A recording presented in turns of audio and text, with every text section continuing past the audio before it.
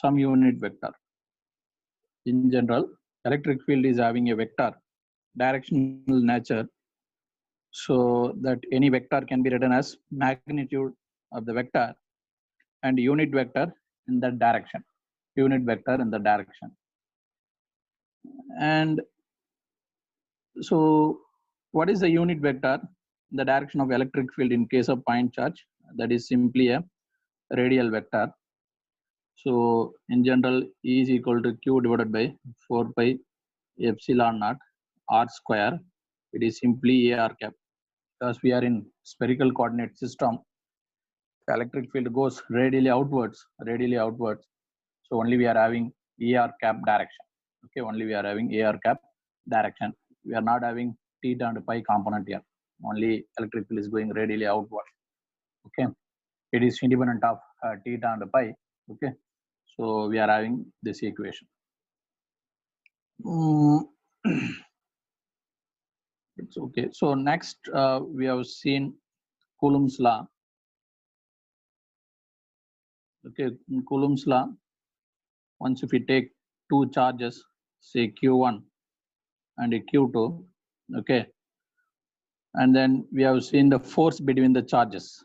The force between the charges F is equal to Q1, Q2 divided by 4 pi epsilon naught R square, where R is a distance between these two charges.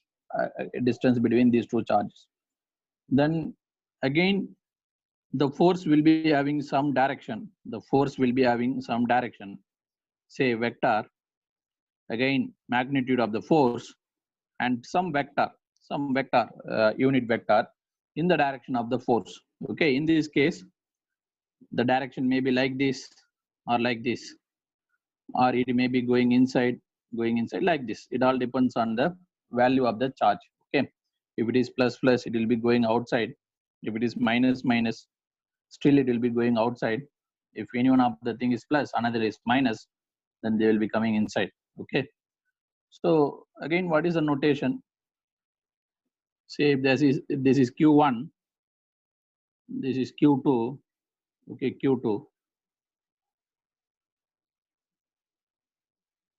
Okay, Q1.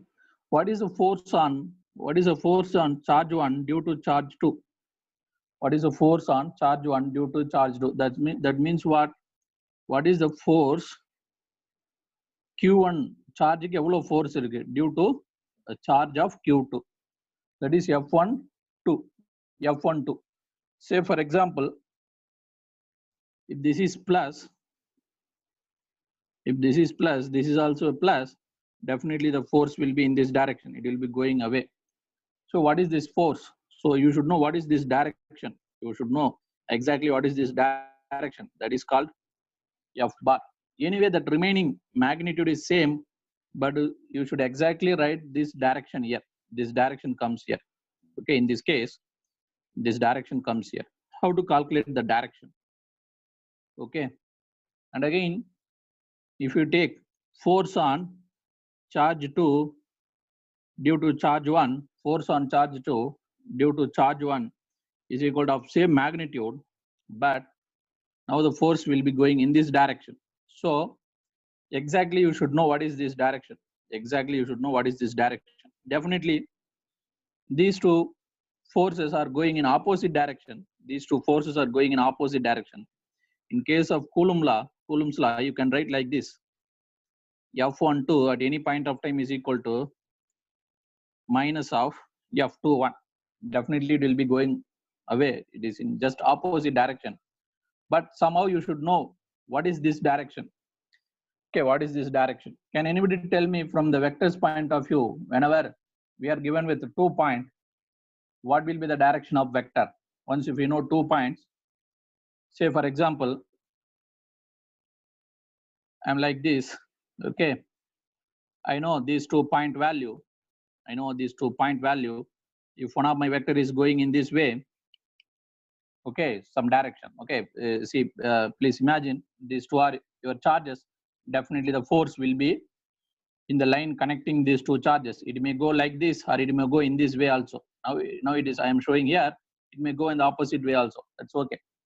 So in this case, if somebody is giving you the point, say this point is A, this point is B, then how will you write the vector? How will you write the vector? Either it is AB vector or BA vector. Anybody? It is a BA vector. So BA vector can be written as, what is the vector nature from the origin? What is the vector nature from the origin of OA minus OB? Are you understanding? So this is like end point. This is like starting point. Okay. Given any value, say this is, now this value is, say for example, the value of A is something like x2, y2, z2, and again this one is x1, y1, z1. Then how can you write? Simply, what is the positional vector from the origin? So x2 I cap, okay, x2 I cap, y2 j cap plus z2 k cap minus x1 I cap, y1 j cap plus z1 k cap. Okay. Once if you know the 2 points, you can easily calculate the vectors between the 2 points. This is the idea. This is the idea. And again, somehow if these are all number, definitely will get some vector. Definitely will get some vector. Say for example, for simplicity, I'm taking your vector. Finally, you formed some vector. What is that vector we have taken? We have taken as BA vector. Okay, BA vector. So the BA vector, finally it is having some value. Okay, some value. Say for example, 5j. I don't know what is the value, but we have taken the variable. For example, I'm writing 6j plus 2k, like this it comes. But for us, what is important? For us, only direction is important. Okay, anyway, we are having already magnitude. What we need is only direction. So the direction can be written as in this notation, like unit vector in that direction. Okay, unit vector. The vector that you are denoting should give you only direction and the unit magnitude. So what is the idea? To calculate the unit vector of any vector, you take that vector and you take the magnitude, So now this will give you simply the unit vector in that direction. This will give you the simply unit vector. This is the procedure to calculate unit vector in any direction. Once if you know the 2 points, okay, after connecting these 2 points, first of all you should decide in which direction the arrow is. Based on that, you can find out the vector. From the vector, you have to calculate the unit vector, because you need only direction, no magnitude value we need, because magnitude value already decided by f, equation f. Okay, that will give you the magnitude. Okay, you need only direction. So whenever you need only direction, that vector has to be like only unit vector. That vector has to be only like a unit vector. Okay. So what is the idea here? So what happens in case say in case of this one, say q1 and q2, they are writing it as f modulus and ar cap, unit vector direction. So just now we have seen, whenever you want to have a unit vector, okay, and unit vector, how you can calculate the unit vector? Unit vector is, yes, say some vector. The vector can be anything, and again the magnitude of that vector. You can take any vector, okay, again magnitude of the vector. Okay, this is the idea of the Coulomb's law. So now I will go to the document.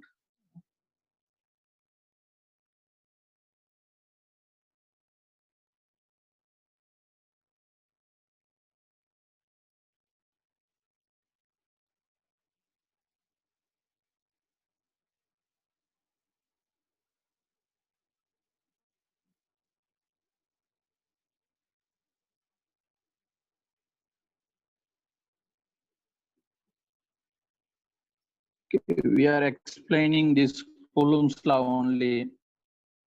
What we have taken, there are two charges. Distance between the charges is r. Once if it is r, then force between the charge will be q1 and q2 divided by r square. It's okay. Then what happens next?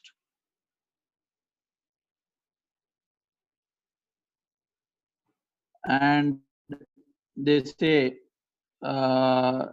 instead of proportionality constant, instead of proportionality, again they are substituting some k value. You know that k value 1 by 4 pi epsilon in general, and epsilon is epsilon naught into epsilon r. Okay, epsilon naught into epsilon r, where epsilon naught is a permittivity of the free space. Okay, and epsilon r is a relative permittivity. Yesterday I clearly told, once if your epsilon increases, E field decreases, or otherwise force decreases. Once if your epsilon increases, E field decreases or force decreases. That means what? More the permittivity, okay, more the permittivity, lesser the electric field or lesser the force. Okay, more the permittivity, lesser the electric field or lesser the force. Okay, and you know what is the value of epsilon naught? General, the value of epsilon naught is 8.854 into 10 power minus 12. Okay, and the value of epsilon naught can be written like this also. Please remember these things. These are all very important. Instead of 8.854, you can remember like this also. What is that? In the numerator 10 power minus 9, the denominator 36 pi, 36 pi. Or otherwise, the k itself can be replaced. K means what? Overall 1 by 4 pi epsilon naught itself can be replaced by, in the numerator, by 9 into 10 power 9. Simply in the exam they will replace this actually. Instead of 1 by 4 pi epsilon naught, you should know these values. Okay, 9 into 10 power 9, then directly you can give the answer. Say for example, how in the exam they will give you like this. Say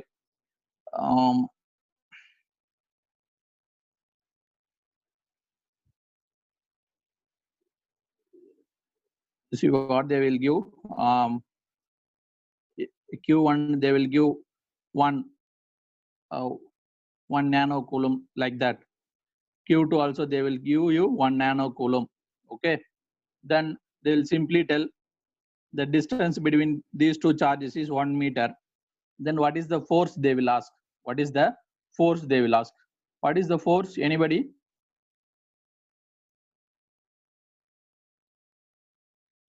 I have given you all parameter Q1, Q2 and distance between the charges. See, instead of 1 by 4 pi epsilon naught, you should simply remember 9 into 10 power 9. 9 into 10 power 9. So first charge is 1 nano coulomb. So that means what? 10 power minus 9. Okay. Next charge also 1 nano coulomb. So 10 power minus 9. Okay. Divided by r square. Anyway, 1 into 1 square is 1. Okay. This 10 power minus 9, 10 power plus 9 will cancel out. So what is your final answer? Your final answer is 9 10 power minus 9 force. What is the unit of force? Newton. 9 into 10 power minus 9 Newton. That is the answer. So what is important here? See, you should remember this value. If you are not able to remember this, then definitely you will not get an answer. Okay. Even if you don't want to remember this also, please remember this, because from this you can derive anything. Once if you know, you can derive this, or once if you know this, you can derive this. Any one of this, please remember. And anyway, already you know this value. What is epsilon naught? Okay. Now what happens? See, now they clearly given. Say for example, if my one charge is placed here in Q1, if another charge is placed in Q2, okay, they are placing anywhere on the 2D surface. Okay, whenever I am having two charges, I can place anywhere, not only in 2D, in 3D, I can place anywhere on the 3D coordinate system. Once if I place like this, what happens? What happens? Definitely the force will be either in this direction or in this direction. Once I calculate any one of the direction, if I put simply minus, then I can go to this direction. Okay. So at least you should know any one of the direction. So first of all, we should decide. Okay, they clearly given force on Q2 due to Q1. Force on Q2 due to Q1. That means what? Finally, the force will be going in this direction. That is the idea. Force on Q2 due to Q1. Again, to avoid confusion, we are simply assuming all are what? Positive charges. Okay. Again, we are in the beginning stage. So to avoid confusion, both are positive charge. Both are having positive charges. So definitely the force on Q2 due to Q1 definitely will be in this direction only. So once if I know this is my direction, okay, this is my direction, say this is a point A, this is a point A, this is a point B, and definitely my vector is going in this direction. Then how to calculate my vector? First find out the positional vector of B and then minus of positional vector of A, minus of positional vector of A. How to calculate the positional vector? Anyway, this is the origin. Positional vector has to be calculated from the simply from the origin. Okay, that positional vector name we are calling it as R2.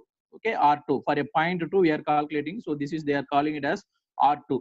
For this one, the positional vector is R1. Now you know two vector. Once if you take a difference, you will get a vector. Definitely that will be having some magnitude, but we are not interested in magnitude. Okay, we are interested only in direction. So that's why after calculating everything, say after calculating the difference R2 vector minus R1 vector, then you divide that by that magnitude.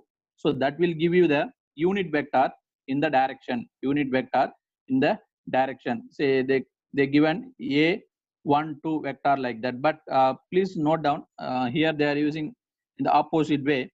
A12 they are indicating like a vector that is going in this direction. Okay.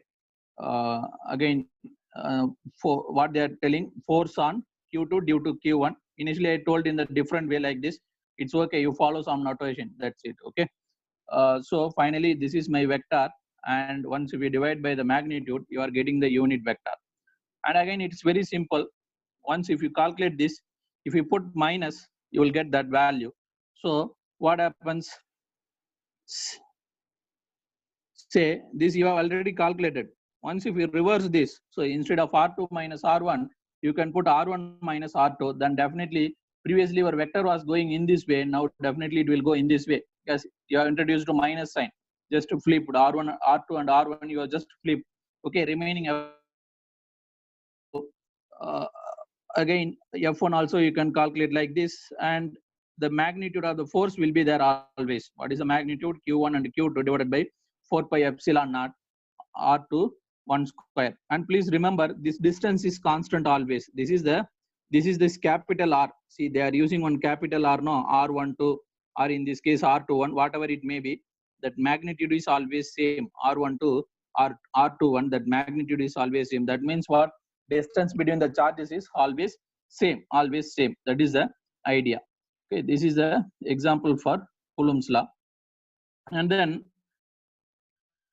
next question arises, if there are more than one charges, say in this system I am having a charge, in this system I am having a charge 1, I am having a charge 2, okay, charge 3. There are 3 charges. Okay, now my test charge is here. Okay, now what I want to find, so what is the force on my charge Q due to charge Q1? Okay, I don't know, this may be in this direction or it may be going in this direction. It all depends on what's our charge values. Either it is positive or negative. Okay, either it is positive or negative. I don't know. Okay, next, what is the charge on Q due to the next charge, say Q3, and what is the force on my charge due to the charge Q2? Okay, whenever there are more than 2 charges, then you have to apply the superposition principle. So what is the idea? One by one you have to calculate, sir. Say my final force is, what is the force on charge 1 due to force on, this is the point where you have to measure your force. Okay, so all forces will be acting on this charge. So what is F1? F1 means what? Force on Q due to Q1. So next what you have to find? Force on Q due to Q2. That I can call it as a F2. And similarly F3 I can calculate. Similarly, if any number of charges comes, I can calculate the force. Finally, I will get the final force, superposition of all the forces. Okay, it may be positive, it may be negative, or it may be 0 also. We don't know about that. Once you, after calculation only, you will come to know what is actually happening. Okay, this is the idea. If we are having more than one charges, you have to apply the superposition principle. That's it. One by one you have to do. One by one you have to do. Okay. Now I will give you one exercise. Okay, I will give you one exercise. You just try to do it. Okay. Take a 2D coordinate system. For simplicity, I am giving you only 2D, not going to 3D and all. Take a 2D coordinate system. Okay, and you please note down all of you in your notes. Then only you will understand and appreciate these concepts. Okay. Take a square like this. Okay, take a square like this, and for simplicity, take the sides of the square is 2 meter. Once if it is 2 meter, definitely here 1 meter will be there. Here 1 meter. Sides of the square is 2 meter. Okay, all the sides are having 2 meter distance. Okay, all the sides, like these sides also 2 meter. Okay, now I am having 4 charges. Okay, I am having 4 charges. I am keeping one charge here, another charge here, Q2 and Q3 and Q4. I am having 4 charges. Okay, now all my charge value is same. Say Q1 and Q2 and Q3 and Q4, all my charge value is same. Say for example, it is 1 nanocoulomb. Okay, what I am giving, all the charges that is present on the corner of the square is 1 nanocoulomb. Okay, 1 nanocoulomb. Now what I am doing, I am placing here one charge. Okay, that charge value is, let it be 2 nanocoulomb. Okay, I am placing a one more charge that is at the center point, that is 2 nanocoulomb. Okay, anyway, already I have given you the sides of the square. Based on this, you can calculate this distance. Now you find out what is the force on the charge that present inside the center due to all these four charges. All these 4 charges. Okay, you finally find out the answer. Either it is positive or negative or 0. Okay, if at all you are getting some value, in which direction the force goes, final force. Okay, you just try to find out. Okay, you come up with a solution. Again, what you have to use, a concept of principle of superposition. You have to use principle of superposition. You are given with 4 charges of equal value, and one more charge of 2 nanocoulomb that is present inside the center point. You have to calculate what is the forces on the charge 2 nanocoulomb due to the charges that are present on the corner of the square. So, okay, I have given you all relevant parameters. You just come up with the solution. Okay, and tomorrow. Yes, sir. Are you getting this assignment? Yes. Everyone? Yes. Yes. No. Yes, sir. Yes, please. Yeah, give me some answer. Yes, okay. Okay.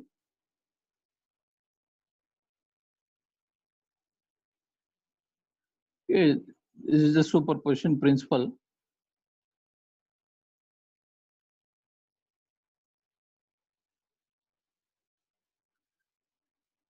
Next, concept of electric field intensity comes. Concept of electric field intensity.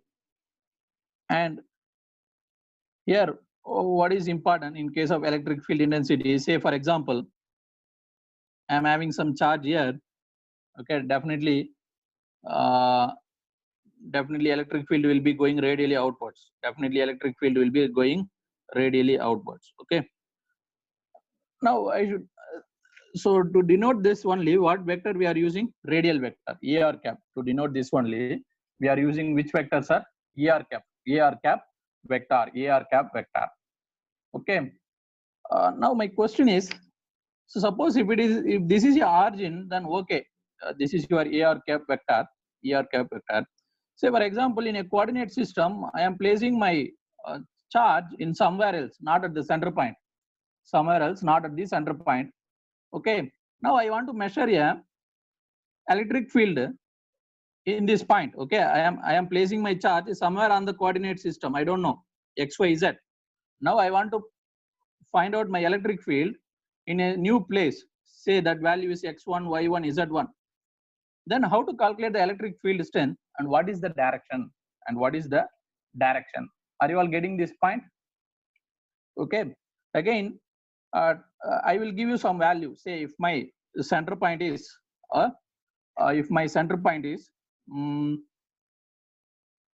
for example, 1, 2, 3. If my center point is 1, 2, 3, this is a point where I am placing my charge. Okay.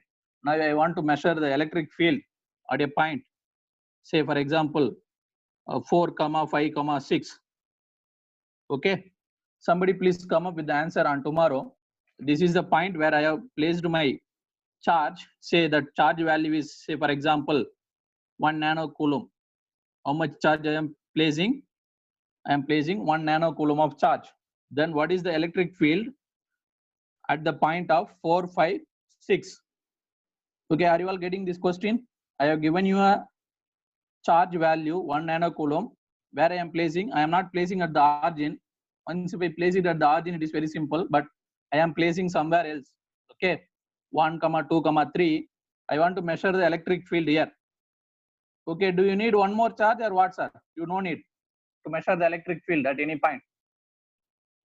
Anybody? Now I have given you only one charge. Do you need one more charge or not to measure the electric field?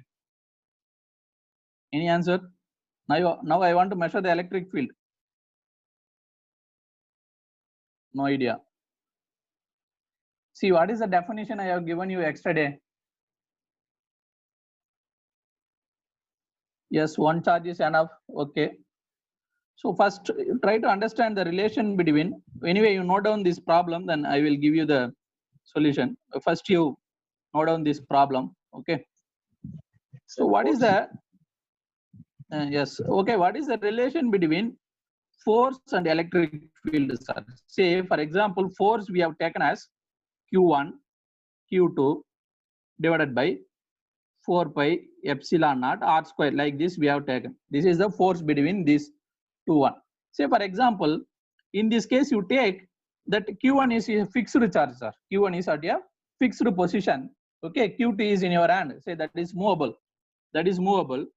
Okay, that is movable in the sense you can vary R. Okay, you can vary your R. You can take the Q2 in your hand. Okay, so once if you measure, sorry, wait a bit.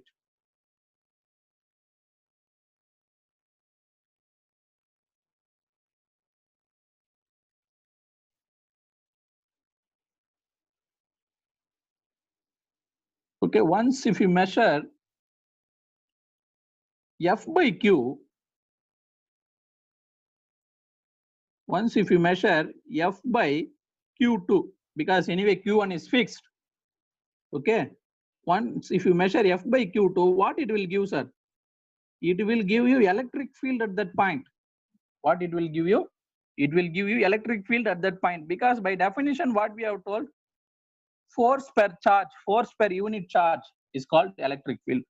Force, please note down in your notes, what is the definition of the electric field? Force per unit charge. Or otherwise you can take this in this way also. Say for example, I raise this. Say now you take Q2 as a 1, sir. You take Q2 as 1 coulomb positive charge, 1 coulomb of positive charge. That is called a test charge. Okay, what do you mean by test charge? If the charge value is 1 coulomb and if it is positive, that is called positive test charge. If Q2 is equal to 1, is it not equal to E? Yes. What is E? Once if Qt is 1, you are getting Q divided by 4 pi epsilon naught r square. This is something equal to electric field at that point. Electric field at that point. What I am telling, the force on unit positive charge is called as electric field. Yesterday I told you the force on unit, please note down clearly, the force on unit positive test charge is called as electric field. Okay, the force on unit test positive charge is called electric field. Okay, அதாவது anyway நேத்தே சொன்ன force depends on two factor. எவ்வளவு டிஸ்டன்ஸ்ல நீங்க இருக்கீங்க, உங்ககிட்ட எவ்வளவு charge இருக்கு. Okay, force depends on two factor. எவ்வளவு டிஸ்டன்ஸ்ல இருக்கீங்க, உங்ககிட்ட எவ்வளவு சார்ஜ் இருக்கு. If your charge value is 1 coulomb, the particular force that you are realizing is called as electric field. Okay, please note down very clearly. Okay, what I am telling, this is very important definition. Okay, yesterday I have clearly told force is equal to Q1 Q2 divided by 4 pi epsilon naught r square. If Q2 is equal to 1, definitely when Qt is 1, if Q1 is fixed, this is realizing some kind of force. The Qt is realizing some kind of force. That force is Q1 4 pi epsilon naught r square. See what I am telling, if this is a Q1, I am placing 1 coulomb of test charge. Okay, now what will be my force? That force is Q1 divided by 4 pi epsilon naught r square. What I am telling, the force realized by 1 coulomb of charge is called electric field at that point. By definition, this is the electric field. Okay, electric field. The force realized by 1 coulomb of test positive charge is called as electric field. Okay, if it is a 2 coulomb of charge, definitely it will realize 2 times of the electric field. Okay, what is the idea behind this? Okay, what is the idea behind this? Once if I know electric field, somehow I know electric field, what is the usefulness? Okay, so once if my charge value is 1 coulomb, it will realize this much of force. Once if my charge value is 2 coulomb, this will realize this much of force. If it is 3 coulomb, this will realize this much of force. That's why F is called as Q into E. That's why at any point of time F is called as Q into E. Okay, what is your electric field?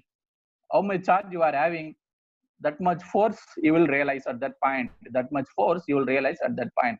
So that's why, what is the definition of the electric field? Force experienced by unit positive charge is called as electric field. Okay, electric field.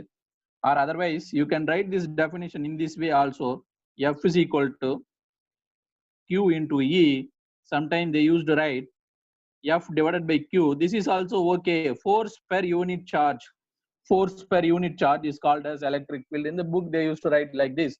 Force per unit charge is called as electric field. Okay, electric field. And somebody please note down this. Now I know electric field unit is volt per meter. Force unit is Newton.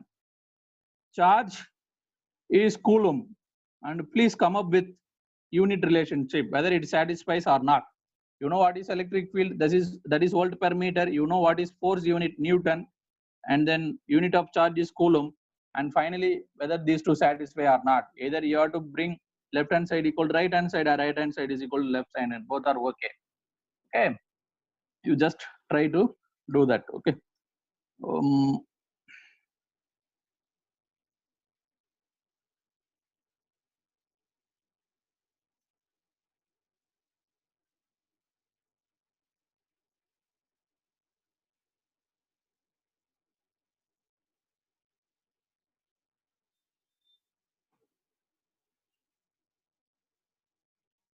So finally, I have given you what is the electric field.